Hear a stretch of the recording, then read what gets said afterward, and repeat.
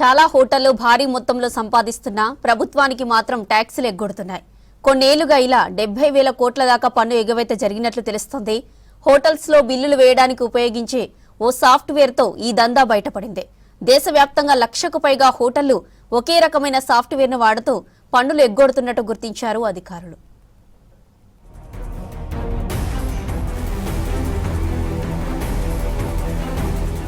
హైదరాబాద్ లోని ఓ బిర్యానీ హోటల్లో మొదలైన చిన్న తనిఖీలు దేశవ్యాప్తంగా 70,000 కోట్ల భారీ పన్ను ఎగవేతను బయటపెట్టాయి.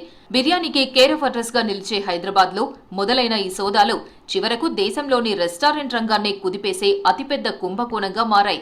హోటల్లోని కంప్యూటర్ బిల్లింగ్ వ్యవస్థలను అధికారులు పరిశీలించినప్పుడు యజమానులు చూపిస్తున్న లెక్కలకు అసలు జరుగుతున్న అమ్మకాలకు పొంతన లేదని తేలింది.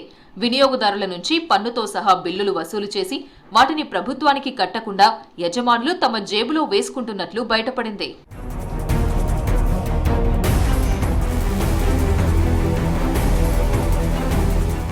దేశవ్యాప్తంగా 1,00,000కు పైగా రెస్టారెంట్ ఒకే రకమైన బిల్లింగ్ సాఫ్ట్వేర్ ను వాడుతూ ఆదాయాన్ని తక్కువ చేసి చూపుతున్నట్లు విచారణలో తేలింది.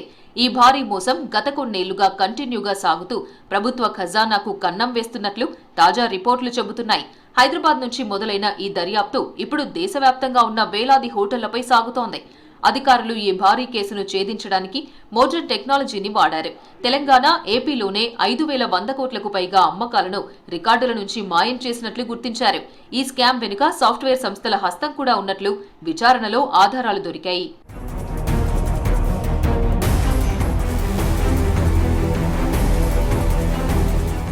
హైదరాబాద్ లో బిర్యానీ అమ్మకాల లెక్కలు చూస్తే ఈ ఎగవేత భారీగా ఉంది.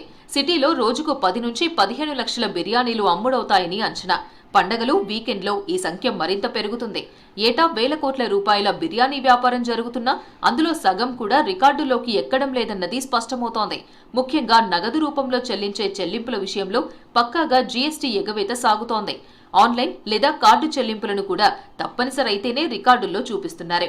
హైదరాబాద్ లో చిన్న బిర్యానీ సెంటర్ నుంచి పెద్ద హోటల్ వరకు కస్టమర్ల నుంచి జీఎస్టీ వసూలు చేస్తున్నా అది ప్రభుత్వానికి చేరడం లేదు. కస్టమర్లకు మొక్కుబడిగా ముడి బిల్లులు ఇవ్వడం లేదా సాఫ్ట్వేర్ లో బిల్లులను వెంటనే డిలీట్ చేయడంతో పన్నుల నుంచి తప్పించుకుంటున్నారు. ఈ పన్ను ఎగవేతలో కర్ణాటక దేశంలోనే మొదటి స్థానంలో ఉండగా తెలంగాణ 2వ స్థానంలో నిలిచింది. తమిళనాడు 3వ స్థానంలో ఉంది. బిర్యానీ హండీల వెనుక దాగున్న ఈ నల్లధనం ఇప్పుడు అధికారుల పాలిట పెద్ద సవాల్గా మారింది.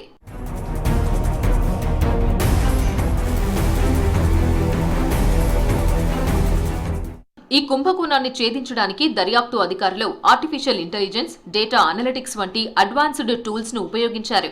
దేశవ్యాప్తంగా ఉన్న 1,77,000 రెస్టారెంట్లకు చెందిన 60 టెరాబైట్ల భారీ సమాచారాన్ని విశ్లేషించినప్పుడు విస్తుపోయే నిజాలు తెలిసాయి. కస్టమర్ భోజనం చేసి బిల్లు కట్టిన తర్వాత ఆ బిల్లును సిస్టమ్ నుంచి పూర్తిగా తీసేయడం లేదా మార్చడంతో ఈ దగాకు పాల్పడుతున్నారు. జనరల్ గా హోటల్ సిబ్బంది డబ్బులు దొంగిలించకుండా యజమానులు బిల్లింగ్ సాఫ్ట్వేర్ ను వాడుతుంటారు.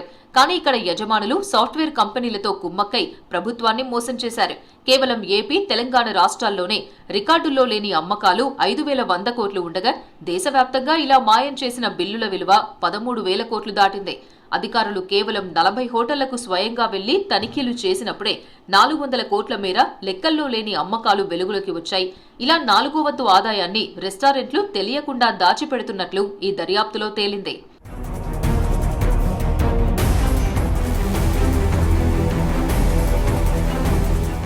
క్యాష్ బిల్లులను మాత్రమే సిస్టమ్ నుంచి తీసేయడం వీరి ప్రధాన వ్యూహంగా ఉండగా మరికొన్ని హోటళ్లు ఏకంగా కొన్ని రోజుల పాటు జరిగిన అమ్మకాలని రికార్డుల నుంచి తుడిచేసి ఆ రోజు వ్యాపారమే కాలేదని అబద్ధం చెబుతున్నాయి.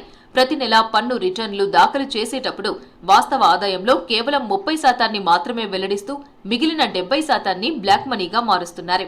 ఈ భారీ స్కామ్ మొదట హైదరాబాద్, విశాఖ కేంద్రంగా బయటపడినా లోతుగా విచారిస్తే ఇది దేశవ్యాప్త నెట్వర్క్ గా తేలింది. బిల్లింగ్ సాఫ్ట్వేర్ తయారు చేసే సంస్థలే ఈ ఎగవేతకు సహకరిస్తున్నట్లు అధికారుల దర్యాప్తులో పక్కా ఆధారాలు దొరికాయి. తనిఖీలకు వెళ్లినప్పుడు కంప్యూటర్ స్క్రీన్ పై డేటా కనిపిస్తున్నా లోపల మాత్రం ఆ సమాచారాన్ని మార్చే వెసులుబాటు యజమానులకు ఇచ్చారు. దీంతో జీఎస్టీ అధికారులకు ఆన్లైన్ వివరాలకు, రికార్డులకు పొంతన లేకుండా పోతోంది. ప్రస్తుతం ఈ కుంభకోణం విలువ 70,000 కోట్లుగా ఉన్న విచారణ పూర్తయ్యేసరికి ఈ సంఖ్య 1,00,000 కోట్లకు చేరినా ఆశ్చర్యం లేదంటున్నారు ఎక్స్పర్ట్స్.